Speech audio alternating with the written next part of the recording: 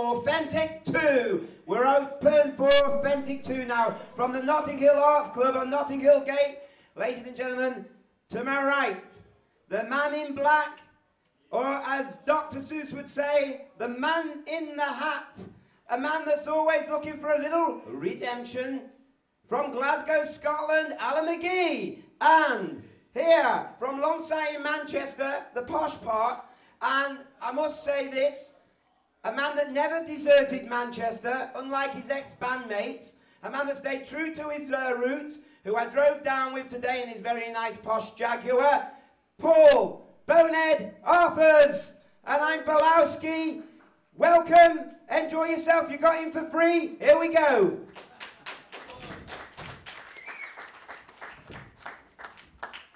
As Dr. Seuss said, it's the cat in the hat, not the man. Cat in the hat? Yeah. What did he say, cat in the hat? He said, as Dr. Seuss said, the man in the hat, it's the cat in the hat. I said the cat in the hat. You didn't, you said man. But I don't know, I don't know a lot about pussies anyway.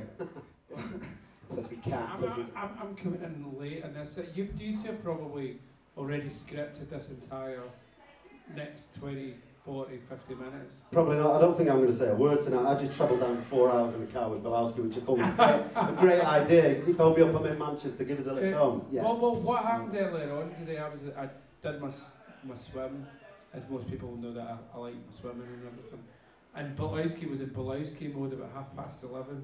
I was waiting for Dixie to go and talk about Swingalley, and Balowski was like, brrr, and I was like, can you just talk slightly slower, please? Well, I'd had 25 coffees by 7. I know you had to. And then it was like, and I was like, look, it's fine. And then it was like, luckily we got Heather involved. So moving swiftly along. No, you know, this morning, like, I was up early, Bonehead said he'll meet me at 3, then it was going to be 2 o'clock. So I'm in Manchester this morning, and I figure I'm going to go and get myself a surgical mask, you know, for the SARS outbreak. What's that? Not SARS, swine pig flu. So I went all over Manchester looking for, surgical mask. Did you go for a surgical mask? I went to get a surgical mask. I went to Boots. I went to the drugstores all up Market Street, and you couldn't. Sold out of surgical masks. You cannot get a mask anywhere. So you can get them on the internet now. So like, I'm thinking to myself, you know, I'm sitting in Starbucks in St Anne Square in Manchester. You know they've sold out of surgical masks in Manchester for reasons of a sexual nature. It's nothing to do with pig flu. Yeah, you said that. I'm from there and I know, trust me. They're always out of surgical masks in Manchester. I bought the last box for the shop. But anyway, you know, we've got pig flu, swine flu, and I'm in Starbucks and I'm thinking, who's going to be the first prick to put on his surgical mask while he's sitting in Starbucks? I'm looking around, you know, and blow me, no one. And then all of a sudden there was a guy in the corner sitting with a surgical mask on in Starbucks. And I'm like, holy fuck. And I'm thinking to myself, you can't, if they were to advertise a holiday today to Mexico, cheap, you would not get one person, you know, lining up at the travel agent for a trip to Mexico, except, I'm thinking, and Bonehead said this, in Liverpool. They've been lining up outside the flight centre in Liverpool for flights to Mexico today, right? Any way to get in the fucking sun. There's one man that was ahead of the time, and I remember back in about 98 or something, I got on a plane, and this guy goes, I'd fear of flying for about 3 years, so I got on about 97. I decided to get to America fast, so it's just a slightly dodgy, bizarre story, but it all says, right? What year was this? About 97, 10th of January 97 or something. No, Concorde. Right, Concorde was over. So I'm on Concorde. No, I'm on Concorde. You did go Concorde? What's Concorde? Yeah, so I never went for 3 years, so like, as we had ball, and so I'm bored in the plane to go home, and I'd been in New York 3 days, and then I'd get freaked out, and I was like, fuck, I better go home, man. And they go, are you with Michael? And I'm like, so of course I went, yes. So I go on up, and sure enough, 4 security, 2 managers, and Michael Jackson. And he's sitting with a mask on. So Michael Jackson was fucking 12 years ahead of his time. He was, right? The guy had it right. Yeah. And then they really... You know what, Michael Jackson will probably take his mask off now, going, "I've done that. I've been there." And I'm sure that. Bernard, you're telling me you're going to sell your pigs? Yeah, I'm selling me pigs if anyone wants to buy a herd of pigs. We should auction them off tomorrow. Hey, you want a pig 2, 3 pigs, 4 pigs? Who wants Boned's pigs?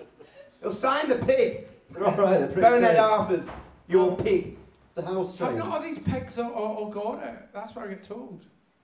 Well, I don't know, but what I'm thinking is, what about Mexico's football team? Will they still... well, they're out of the World Cup now anyway, To be honest, I'm kind of gutted because one of my pals, I spoke to her before she sent me an email. They just actually, unfortunately, had an earthquake, and she was pretty fucking freaked out, to be honest. And you know, my heart does go out to these people down there at the moment, because not only are they housebound at this point, but they've just had a fucking earthquake. I think it was a 6, which is pretty fucking hardcore, you know. Well, not in LA, is it? The buildings are a little, on rollers. Yeah, I was in that LA earthquake. What is it? Yeah, you were in the Mondrian, right? Yeah. You were in the Mondrian. I was actually in LA on that same quake. Bo, you make out it was worse than it really was, because I've heard your stories, and I was there too. And it wasn't half as bad as you say, by the way. Well, I had been up for 3 days taking cocaine, and then I went to bed at 5 to 4. I'm joking. So it was like, bad. So it was like, I was like fucked, really, to be honest. And then it, like, I remember like it was like 4:37 on something like the 10th of February, 94 or something.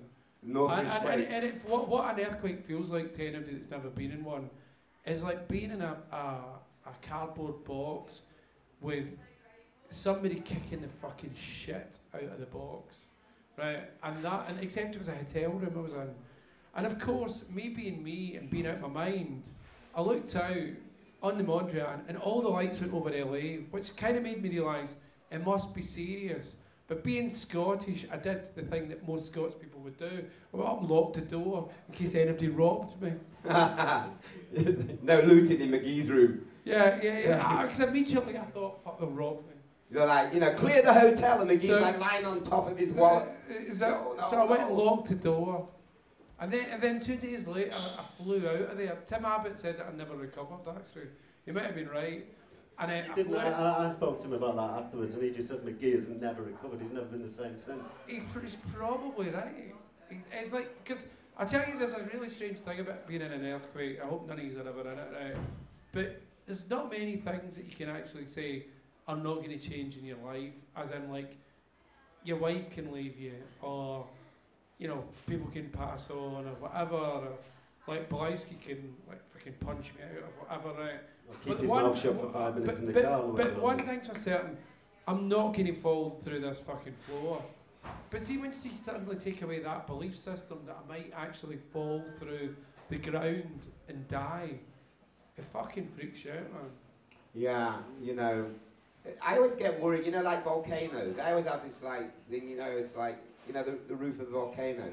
Yeah. I always worry about falling in the fucking hole, of the volcano.